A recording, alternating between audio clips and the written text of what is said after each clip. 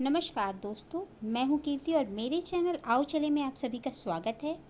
तो आज मैं प्रस्तुत हूँ आपके सामने सुहाग का शव कहानी का पार्ट 2 लेकर। इस कहानी को लिखा है प्रेमचंद जी ने, और अगर आपने इसका पहला भाग नहीं सुना है तो लिंक मैं डिस्क्रिप्शन में डाल दूँगी।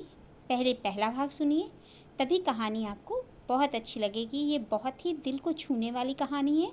तो शुरू करते हैं इस कहानी का दूसरा और अंतिम भाग। सहसा उसे एक बात याद आ गई। हिंसात्मक संतोष से उसका उत्तेजित मुखमंडल और भी कठोर हो गया। केशव ने अपने पहले विवाह की बात इस युवती से गुप्त रखी होगी। सुभद्रा इसका भंडाफोड़ करके केशव के सारे मंसूबों को धूल में मिला देगी। उसे अपने ऊपर क्रोध आया कि युवती का पता क्यों न पूछ लिया। उसे एक पत्र लिखकर केशव की नीचता, स्वार्थपरता और कायरता की कलई खोल देती, उसके पांडित्य, प्रतिभा और प्रतिष्ठा को धूल में मिला देती।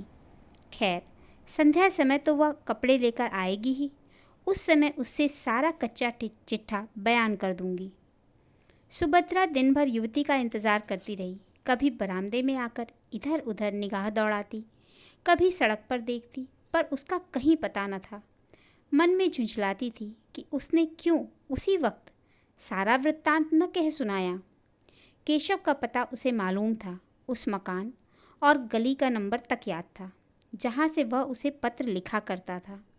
ज्यों ज्यों दिन ढलने लगा और युवती के आने में विलंब होने लगा, उसके मन में एक तरंग सी उठने लगी कि जाकर केशव को फटकारे, उसका सारा नशा उतार दे, कहे, तुम इतने भयंकर हिंसक हो, इतने महान धूर्त हो, यह मुझे मालूम न था।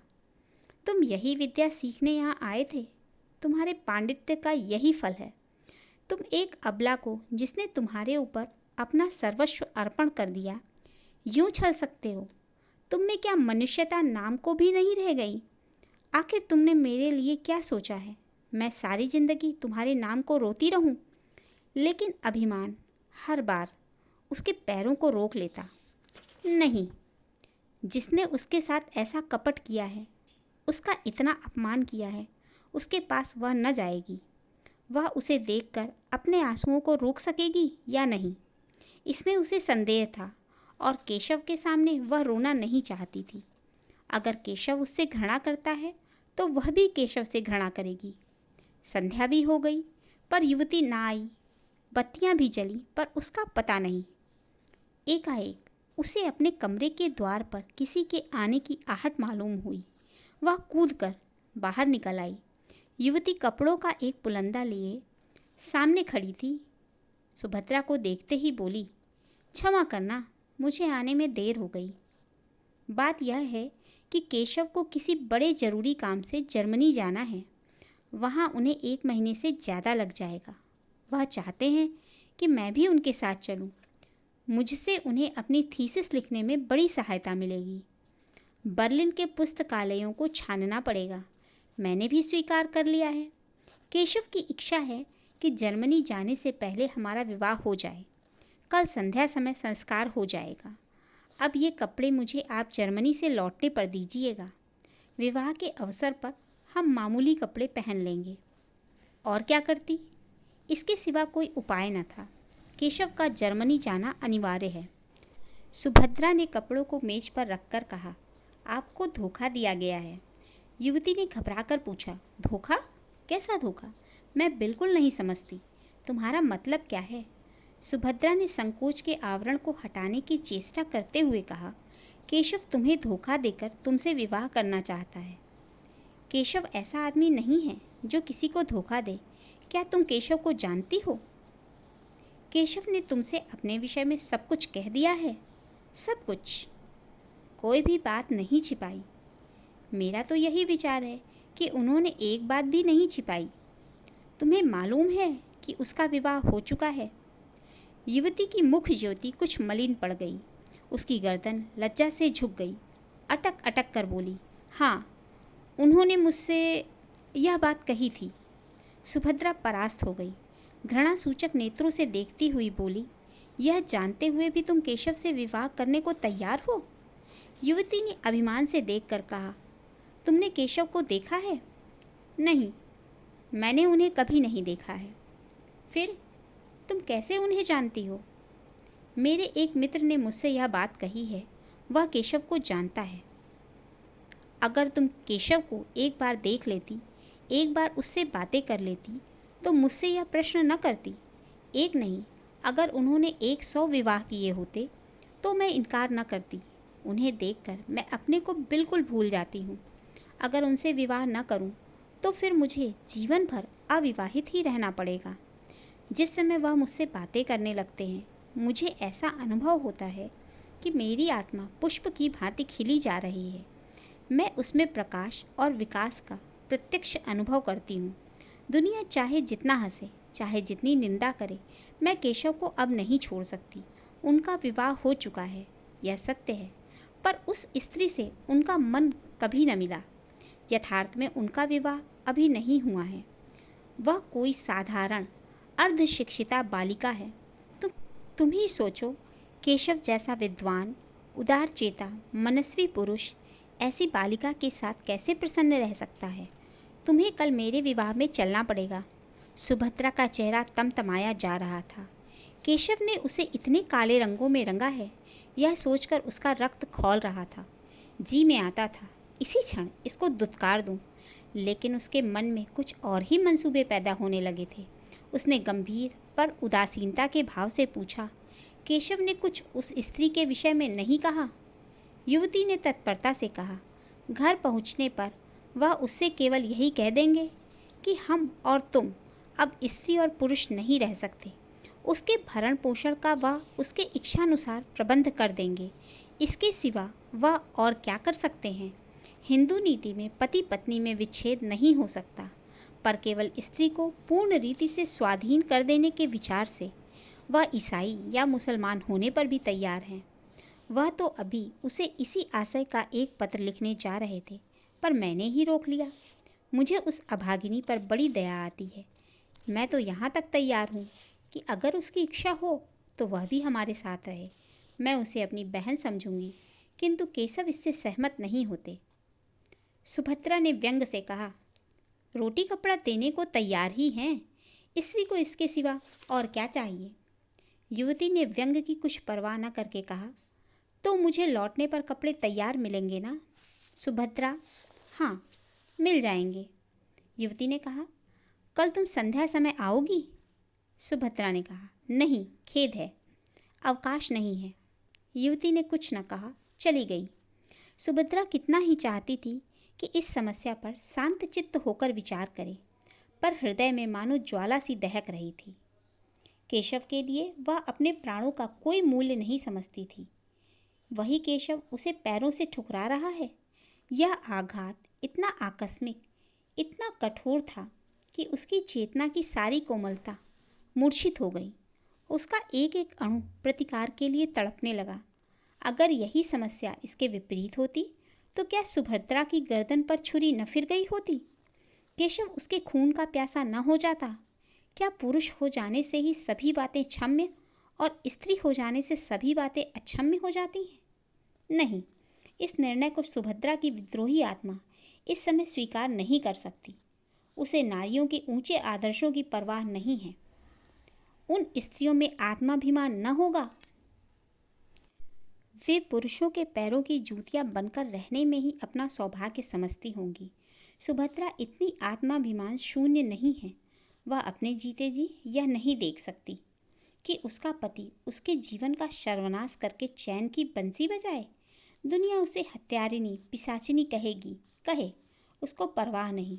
रह रहकर उसके मन में भयंकर प्रेरणा होती थी कि इसी समय उसके पास चली जाए और इससे पहले कि वह युवती के प्रेम का आनंद उठाए, उसके जीवन का अंत कर दे।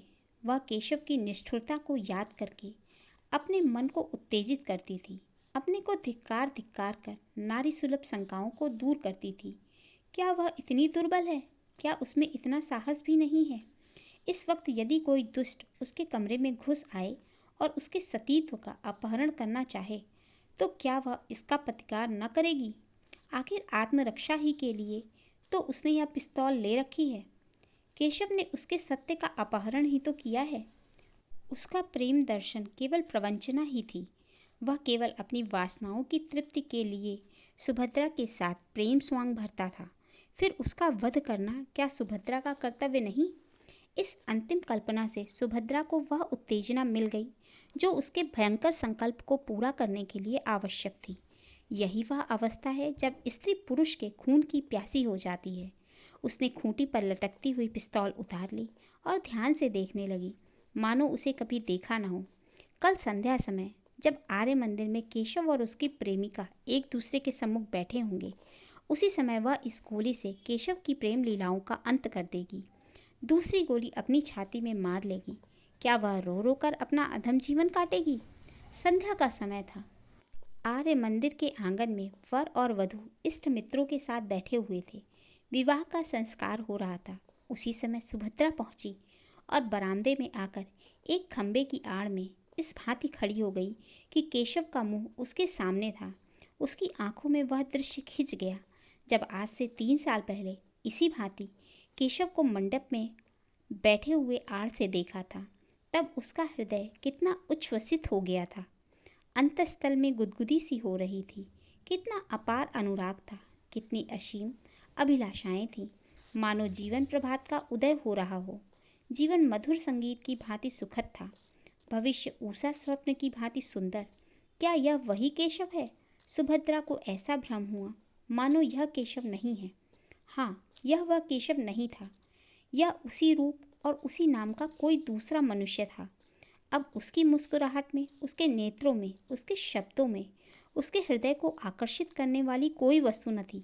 उसे देखकर वह उसी भांति निष्पंद, निश्चल खड़ी है, मानो कोई अपरिचित व्यक्ति हो। अब तक केशव का सा रूपवान, तेजस्वी, सौम्य, शीलवान पुरुष संसार में न था। पर अब सुभद्रा को ऐसा जान पड़ा कि वहाँ बैठे युवकों और उसमें कोई अंतर नहीं है।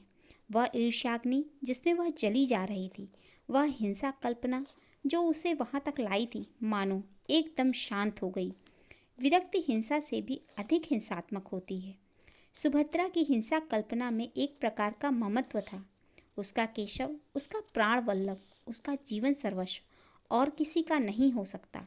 पर अब वह ममत्व नहीं है, वह उसका नहीं है। उसे अब परवाह नहीं, उस पर किसका अधिकार होता है। विवाह संस्कार समाप्त हो गया। मित्रों ने बधाइयाँ दी, सहेलियों ने मंगल गान गाया। फिर लोग मेजों पर जा बैठे, दावत होने लगी। रात के 12 बज गए, पर सुभद्रा वहीं पाषाण मूर्ति की भांति खड़ी रही, मानो कोई विचित्र स्वप्न देख रही हो। हाँ, जैसे कोई बस्ती उजड़ गई हो, जैसे कोई संगीत बंद हो गया हो, जैसे कोई दीपक बुझ गया हो। जब लोग मंदिर से निकले तो वह भी निकल आई, पर उसे कोई मार्ग न सूझता था। परिचित सड़कें उसे भूली हुई सी जान पड़ने लगी। सारा संसार ही बदल गया था। वह सारी रात सड़कों पर भटकती फिरी, घर का कहीं पता नहीं। सारी दुकानें बंद हो गईं, सड़कों पर सन्नाटा सा छा गया। फिर भी वह अपना घर ढूंढती हुई चली जा रही थी। हाय, क्या इसी भांति उसे जीवन पथ में भी भटकना पड़ेगा? सहसा एक पुलिसमैन ने पुकारा, मैडम, तुम कहाँ जा रही हो? सुभद्रा ने ठिठक कर कहा, कहीं नहीं। तुम्हारा स्थान कहाँ है? मेरा स्थान? हाँ, तुम्हारा स्थान कहाँ है? मैं तुम्हें बड़ी देर से इधर उधर भटकते देख रहा हूँ। किस स्ट्रीट में रहती हो? सुभद्रा को उस स्ट्रीट का नाम तक न याद था। तुम्हें अपने स्ट्रीट का नाम तक याद नहीं? भूल गई, याद नहीं आता। सहसा उसकी दृष्टि सामने के एक साइन बोर्ड की तरफ उठी। ओह, यही तो उसकी स्ट्रीट है। उसने सिर उठाकर इधर उधर देखा। सामने ही उसका डेरा था और इसी गली में अपने ही घर के सामने न जाने कितनी देर से वह चक्कर लगा रही थी। अभी प्रातः काल ही था कि युवती सुभद्रा के कमरे में पहुंची। वह उसके कपड़े सी रही थी। उसका सारा तन मन कपड़ों में लगा हुआ था। कोई युवती इतनी एकाग्रचित्त चित्त होकर अपना श्रृंगार भी न करती होगी। न जानो उससे कौन सा पुरस्कार लेना चाहती थी। उसे युवती के आने की खबर न हुई। युवती ने पूछा, तुम कल मंदिर में नहीं आई? सुभद्रा ने सिर उठाकर देखा तो ऐसा जान पड़ा मानो किसी कवि की कोमल कल्पना मूर्तिमयी हो गई है। उसकी उप छवि अनित्य थी। प्रेम की विभूति रोम रोम से प्रदर्शित हो रही थी। सुभद्रा दौड़कर उसके गले से लिपट गई, जैसे उसकी छोटी बहन आ गई हो, और बोली, हाँ, गई तो थी। मैंने तुम्हें नहीं देखा। हाँ, मैं अलग थी। केशव को देखा? हाँ, देखा। धीरे से क्यों बोली? मैंने कुछ झूठ कहा था? सुभद्रा ने सहृदयता से मुस्कुराकर कहा, मैंने तुम्हारी आंखों से नहीं, अपनी आंखों से देखा। मुझे तो वह तुम्हारे योग्य नहीं जचे। तुम्हें ठग लिया। युवती खिलखिलाकर हंसी और बोली, वह मैं समझती हूँ, मैंने उन्हें ठगा है। सुभद्रा ने गंभीर होकर कहा, एक बार वस्त्राभूषणों में सजकर अपनी छवि आईने में देखो तो मालूम हो। तब क्या मैं कुछ और हो जाऊंगी? अपने कमरे से फर्श, तस्वीरें, हांडिया, गमले आदि निकालकर देख लो। कमरे की शोभा वही रहती है। युवती ने सिर हिलाकर कहा, ठीक कहती हो, लेकिन आभूषण कहाँ से लाऊं? न जाने अभी कितने दिनों में बनने की नौबत आए। मैं तुम्हें अपने गहने पहना दूंगी। तुम्हारे पास गहने हैं? बहुत। देखो, मैं अभी लाकर तुम्हें पहनाती हूँ। युवती ने मुंह से तो बहुत नहीं नहीं किया, पर मन में प्रसन्न हो रही थी। सुभद्रा ने अपने सारे गहने पहना दिए। अपने पास एक छल्ला भी न रखा। युवती को यह नया अनुभव था। उसे इस रूप में निकलते शर्म तो आती थी, पर उसका रूप चमक उठा था, इसमें संदेह न था। उसने आईने में अपनी सूरत देखी तो उसकी सूरत जगमगा उठी, मानो किसी वियोगिनी को अपने प्रियतम का संवाद मिला हो। मन में गुदगुदी होने लगी। वह इतनी रूपवती है, उसे इसकी कल्पना भी न थी। कहीं केशव इस रूप में देख लेते, यह आकांक्षा उसके मन में उदय हुई, पर कहे कैसे? कुछ देर के बाद लज्जा से सिर झुकाकर बोली, केशव मुझे इस रूप में देखकर बहुत हंसेंगे। सुभद्रा, हंसेंगे नहीं, बलैया लेंगे, आंखें खुल जाएंगी। तुम आज इसी रूप में उनके पास जाना। युवती ने चकित होकर कहा, सच? आप इसकी अनुमति देती हैं? सुभद्रा ने कहा, बड़े हर्ष से। तुम्हें संदेह न होगा? बिल्कुल नहीं। और जो मैं 2-4 दिन पहने रहूं? तुम 2-4 महीने पहने रहो, आखिर यहाँ पड़े ही तो हैं। तुम भी मेरे साथ चलो। नहीं, मुझे अवकाश नहीं है। अच्छा लो, मेरे घर का पता नोट कर लो। हाँ, लिख दो, शायद कभी आऊँ। एक क्षण में युवती यहाँ से चली गई। सुभद्रा अपनी खिड़की पर उसे इस भांति प्रसन्न मुख खड़ी देख रही थी, मानो उसकी छोटी बहन हो। ईर्ष्या या द्वेष का लेस भी उसके मन में न था। मुश्किल से 1 घंटा गुजरा होगा कि युवती लौट कर बोली, सुभद्रा, क्षमा करना, मैं तुम्हारा समय बहुत खराब कर रही हूँ। केशव बाहर खड़े हैं, बुला लूँ? एक क्षण, केवल एक क्षण के लिए सुभद्रा कुछ घबरा गई। उसने जल्दी से उठकर मेज पर पड़ी हुई चीज़ें इधर उधर हटा दी, कपड़े करीने से रख दिए, अपने उलझे हुए बाल संभाल लिए। फिर उदासीन भाव से मुस्कुरा कर बोली, उन्हें तुमने क्यों कष्ट दिया? जाओ, बुला लो। 1 मिनट में केशव ने कमरे में कदम रखा तो चौंक कर पीछे हट गए, मानो पाँव जल गया हो। मुंह से एक चीख निकल गई। सुभद्रा गंभीर, शांत, निश्चल अपनी जगह पर खड़ी रही। फिर हाथ बढ़ाकर बोली, मानो किसी अपरिचित व्यक्ति से बोल रही हो, आइए मिस्टर केशव, मैं आपको ऐसी सुशील, ऐसी सुंदर, ऐसी विदुषी रमणी पाने पर बधाई देती हूँ। केशव के चेहरे पर हवाइयाँ उड़ रही थी। वह पथभ्रष्ट सा बना खड़ा था। लज्जा और ग्लानि से उसके चेहरे पर एक रंग आता था, एक रंग जाता था। यह बात एक दिन में होने वाली अवश्य थी, पर इस तरह अचानक उसकी सुभद्रा से भेंट होगी, इसका उसे स्वप्न में भी गुमान न था। सुभद्रा से यह बात कैसे कहेगा, इसको उसने खूब सोच लिया था। उसके आक्षेपों का उत्तर सोच लिया था। पत्र के शब्द तक मन में अंकित कर लिए थे। ये सारी तैयारियां धरी रह गईं और सुभद्रा से साक्षात हो गया। सुभद्रा उसे देखकर जरा भी नहीं चौंकी। उसके मुख पर आश्चर्य, घबराहट या दुख का एक चिन्ह भी न दिखाई दिया। उसने उसी भांति उससे बात की, मानो वह कोई अजनबी हो। यहाँ कब आई, कैसे आई, क्यों आई, कैसे गुजर करती है, यह और इस तरह के असंख्य प्रश्न पूछने के लिए केशव का चित्त चंचल हो उठा। उसने सोचा था, सुभद्रा उसे धिक्कारेगी, विष खाने की धमकी देगी, निष्ठुर, निर्दय और न जाने क्या क्या कहेगी। इन सब आपदाओं के लिए वह तैयार था, पर इस आकस्मिक मिलन, इस गर्वयुक्त उपेक्षा के लिए वह तैयार न था। वह प्रेम व्रत धारिणी सुभद्रा इतनी कठोर, इतनी हृदय शून्य हो गई है। अवश्य ही इसे सारी बातें पहले ही मालूम हो चुकी हैं। सबसे तीव्र आघात यह था कि इसने अपने सारे आभूषण इतनी उदारता से दे डाले और कौन जाने वापस भी न लेना चाहती हो। वह परास्त और अप्रतिभ होकर एक कुर्सी पर बैठ गया। उत्तर में एक शब्द भी उसके मुंह से न निकला। युवती ने कृतज्ञता का भाव प्रकट करते कहा, इनके पति इस समय जर्मनी में हैं। केशव ने आंखें फाड़ कर देखा पर कुछ बोल न सका। युवती ने फिर कहा, बेचारी संगीत के पाठ पढ़ाकर और कुछ कपड़े सीकर अपना निर्वाह करती है। वह महाशय यहाँ आ जाते तो उन्हें उनके सौभाग्य पर बधाई देती। केशव इस पर भी कुछ न बोल सका, पर सुभद्रा ने मुस्कुराकर कहा, वह मुझसे रूठे हुए हैं, बधाई पाकर और भी झल्लाते। युवती ने आश्चर्य से कहा, तुम उन्हीं के प्रेम से यहाँ आई, अपना घर बार छोड़ा, यहाँ मेहनत मजूरी करके निर्वाह कर रही हो, फिर भी वह तुमसे रूठे हुए हैं, आश्चर्य। सुभद्रा ने उसी भांति प्रसन्न मुख से कहा, पुरुष प्रकृति ही आश्चर्य का विषय है, चाहे मिस्टर केशव इसे स्वीकार न करें। युवती ने फिर केशव की ओर प्रेरणापूर्ण दृष्टि से देखा, लेकिन केशव उसी भांति अप्रतिभ बैठा रहा। उसके हृदय पर यह नया आघात था। युवती ने उसे चुप देखकर उसकी तरफ से सफाई दी। केशव स्त्री और पुरुष दोनों ही को समान अधिकार देना चाहते हैं। केशव डूब रहा था।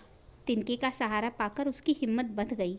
बोला, विवाह एक प्रकार का समझौता है, दोनों पक्षों को अधिकार है, जब चाहे उसे तोड़ दें। युवती ने हामी भरी। सभ्य समाज में यह आंदोलन बड़े जोरों पर है। सुभद्रा ने शंका की, किसी समझौते को तोड़ने के लिए कारण भी तो होना चाहिए। केशव ने भावों की लाठी का सहारा लेकर कहा, जब इसका अनुभव हो जाए कि हम इस बंधन से मुक्त होकर अधिक सुखी हो सकते हैं, तो यह कारण काफ़ी है। स्त्री को यदि मालूम हो जाए कि वह दूसरे पुरुष के साथ। सुभद्रा ने बात काटकर कहा, क्षमा कीजिए मिस्टर केशव, मुझ में इतनी बुद्धि नहीं कि इस विषय पर आपसे बहस कर सकूं। आदर्श समझौता वही है जो जीवन पर्यंत रहे। मैं भारत की नहीं कहती, वहाँ तो स्त्री पुरुष की लौंडी है। मैं इंग्लैंड की कहती हूँ। यहाँ भी कितनी ही औरतों से मेरी बातचीत हुई है, वह तलाकों की बढ़ती हुई संख्या को देखकर खुश नहीं होती। विवाह का सबसे ऊंचा आदर्श उसकी पवित्रता और स्थिरता है। पुरुषों ने सदैव इस आदर्श को तोड़ा है, स्त्रियों ने निभाया है। अब पुरुषों का अन्याय स्त्रियों को किस ओर ले जाएगा, नहीं कह सकती। इस गंभीर और संयत कथन ने विवाद का अंत कर दिया। सुभद्रा ने चाय मंगवाई। तीनों आदमियों ने पी। केशव पूछना चाहता था, अभी आप यहाँ कितने दिनों रहेंगी, लेकिन न पूछ सका।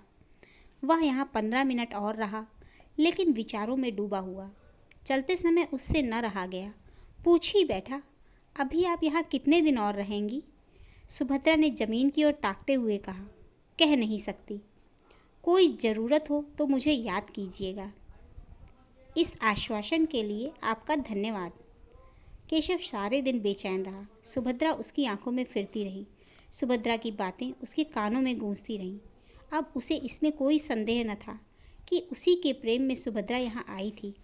सारी परिस्थिति उसकी समझ में आ गई थी। उस भीषण त्याग का अनुमान करके उसके रोए खड़े हो गए। यहाँ सुभद्रा ने क्या क्या कष्ट झेले होंगे, कैसी कैसी यातनाएं सही होंगी, सब उसी के कारण। वह उस पर भार न बनना चाहती थी, इसीलिए तो उसने अपने आने की सूचना तक उसे न दी। अगर उसे पहले मालूम होता कि सुभद्रा यहाँ आ गई है, तो कदाचित उसे उस युवती की ओर इतना आकर्षण ही न होता। चौकीदार के सामने चोर को घर में घुसने का साहस नहीं होता।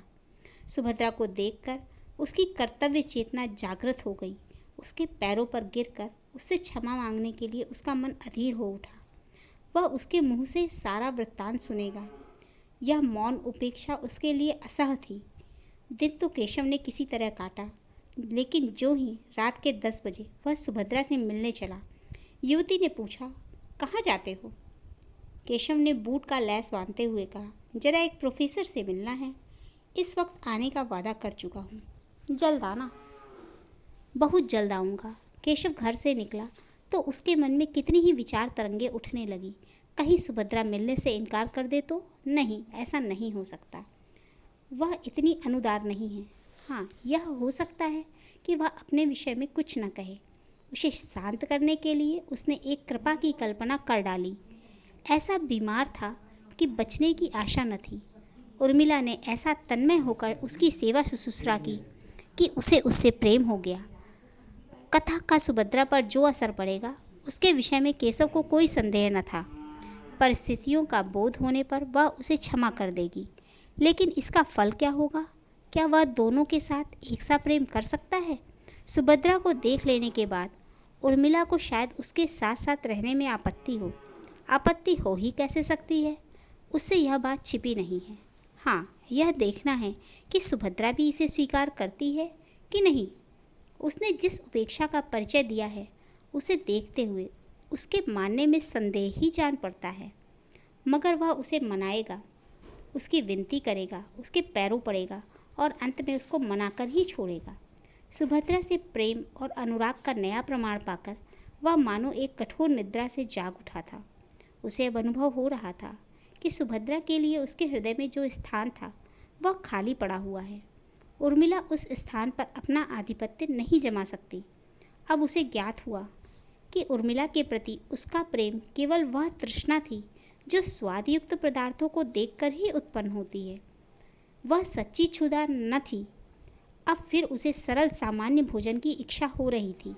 विलासिनी उर्मिला भी इतना त्याग कर सकती है, इसमें उसे संदेह था।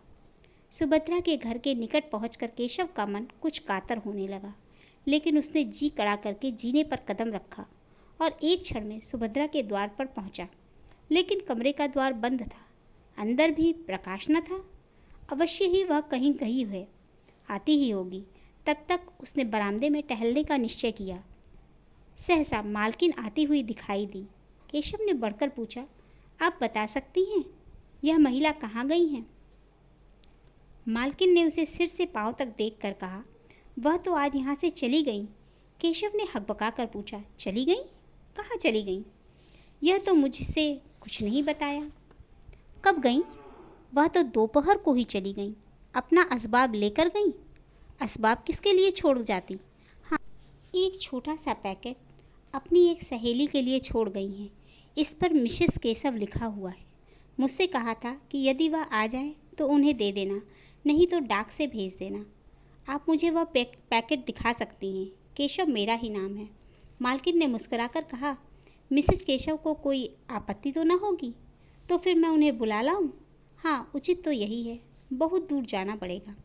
केशव कुछ ठिठकता हुआ जीने की ओर चला तो मालकिन ने फिर कहा, मैं समझती हूँ आप इसे लिए ही जाइए, व्यर्थ आपको क्यों दौड़ाऊँ। मगर कल मेरे पास एक रसीद भेज दीजिएगा, शायद उसकी ज़रूरत पड़े।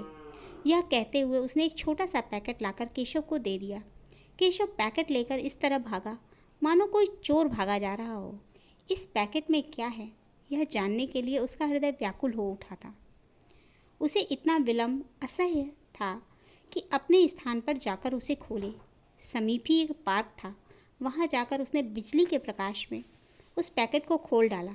उस समय उसके हाथ कांप रहे थे और हृदय इतने वेग से धड़क रहा था मानो किसी बंधु की बीमारी का समाचार के बाद का तार मिला हो। पैकेट का खुलना था कि केशव की आंखों से आंसुओं की झड़ी लग गई। उसमें एक पीले रंग की साड़ी थी, एक छोटी सी सेंदूर की डिबिया और एक केशव का फोटो चित्र के साथ ही एक लिफाफा था। केशव ने उसे खोल कर पढ़ा। उसमें लिखा था, बहन मैं जाती हूँ, यह मेरे सुहाग का शव है, इसे टेम्स नदी में विसर्जित कर देना। तुम्ही लोगों के हाथों यह संस्कार भी हो जाए तो अच्छा। तुम्हारी सुभद्रा। केशव मरमाहत सा पत्र हाथ में लिए वहीं घास पर लेट गया और फूट फूट कर रोने लगा। तो मित्रों, आप लोग सभी को ये कहानी कैसी लगी कृपया कमेंट करके अवश्य लिखें। प्रेमचंद जी की लिखी हुई ये एक अच्छी कहानी है जो कि बेहद दिल को छूने वाली कहानी है। तो धन्यवाद दोस्तों, मिलते हैं अगले वीडियो में।